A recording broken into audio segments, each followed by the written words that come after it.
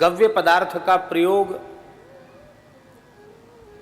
यदि भोज्य पदार्थों में न हो तो शास्त्रों में लिखा है कि उस अन्न पर प्रेतों का अधिकार हो जाता है। इसलिए घृत को हमारे यहाँ संतों में अन्न शुद्धि कहा जाता है। क्या कहा जाता है? अन्न शुद्धि। बिना घृत के स्पर्श के अन्न शुद्ध ही नहीं होता है। 24 घंटे में कोई न कोई गव्य पदार्थ हमारे पेट में जाना ही चाहिए। प्रातःकाल उठते ही सबसे पहले गोमूत्रार्क पान करे तो भी कम से कम एक बार तो गव्य पदार्थ भीतर चला गया। अमृतर्क ले ले तो गोमय भी चला गया। पंचगव्य ले ले तब क्या कहना। और प्रत्यक्ष आहार में भी गव्य पदार्थ में लेने चाहिए।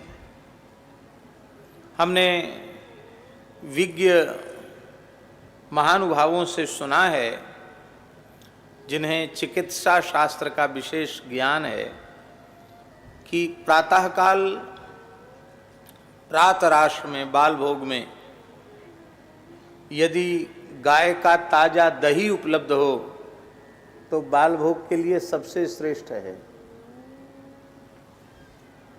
आमाशय में, आंतों में जितने भी विपरीत कीट हैं उनको वो समाप्त करके रोग प्रतिरोधक क्षमता को बढ़ा देती है।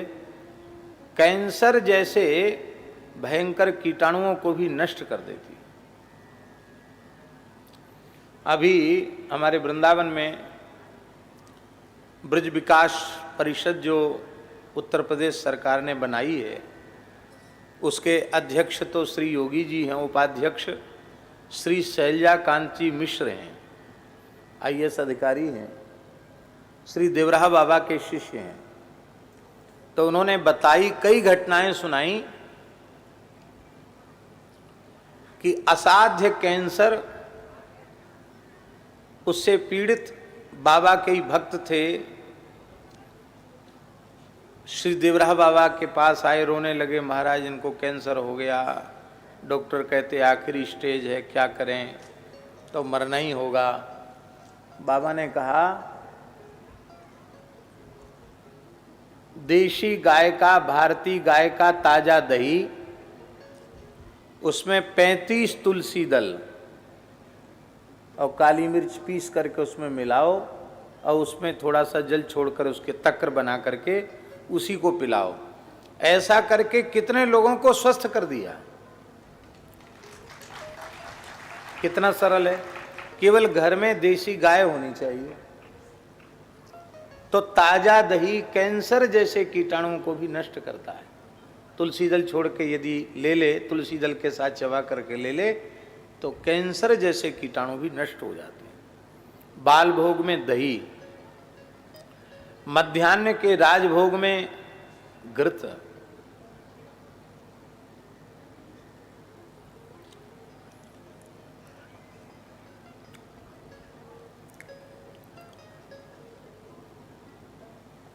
याम मध्ये न भोक्तव्यम याम युग्मम न लंघयेत।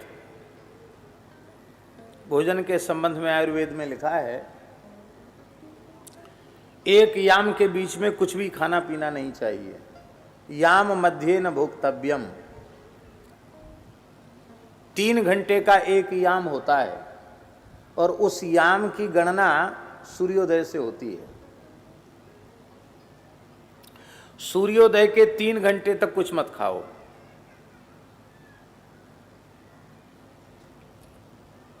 याम युग्मम न लंघयेत, और 2 याम बीतना नहीं चाहिए, लंघन नहीं। तो 1 याम बीत जाए, उसके बाद फिर दही ले लो बाल भोग के रूप में।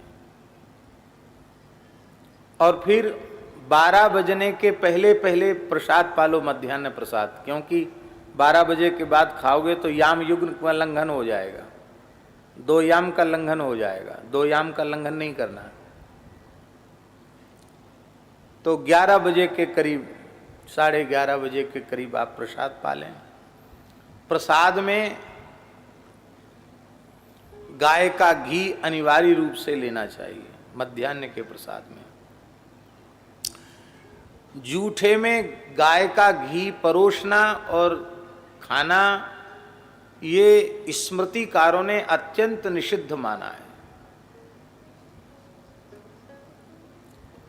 बहुत बड़ा पाप बताया है। अब गो नवरात्रि है, उससे उस शब्द का हम उच्चारण नहीं करना चाहते हैं। मांस में भी अत्यंत जिसको हम पवित्र मानते हैं उसका मांस उसके तुल्य हो जाता है। इसका मतलब है अति निषिद्ध है जूठे में घी परोसना।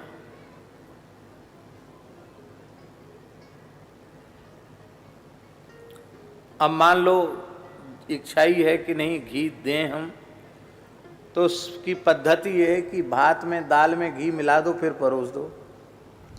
सीधे जूठे में घी परोसना निषिद्ध है। द्विजाति के भोजन की थाली में यदि आ जाए इस प्रकार का, तत्काल उसे भोजन छोड़ देना चाहिए, नहीं करना चाहिए भोजन।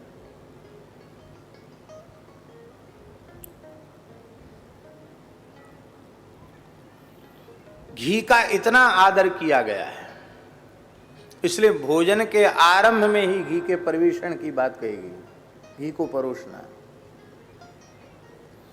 अपनी शक्ति के अनुसार घी जरूर पाना चाहिए। उत्तम पक्ष तो यह है कि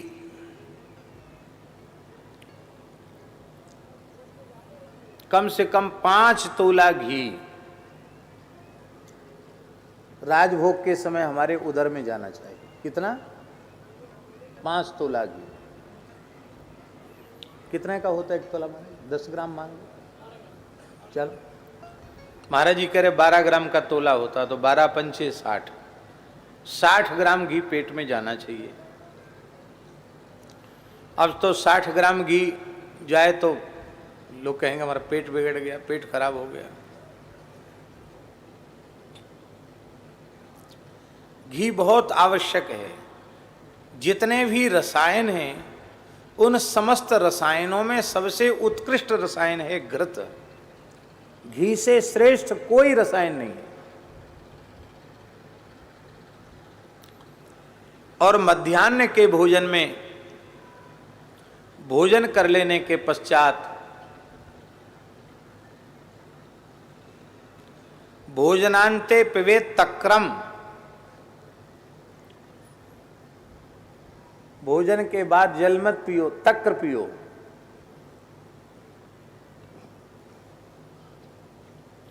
एक बात और कह दें, दही में अथवा छाछ में नमक मिला देने से उसका स्वाभाविक जो गुण धर्म है वो नष्ट हो जाता है। इसलिए शक्कर की बीमारी न हो तो बूरा भले ही देसी खांड भले ही मिला ले, स्वाद का ज़्यादा आग्रह हो तो, अन्यथा दही अथवा छाछ उसको सीधे ही लेना चाहिए, वो अधिक गुणकारी। और फिर रात्रि के भोजन में भी वही याम युग्मम न लंघयेत, याम मध्य न भुक्तव्यम, याम युग्मम न लंघयेत। और उसमें भी भोजन कर लेने के 1 घंटे पश्चात दूध पीना और दूध पीने के 1 घंटे बाद शयन करना।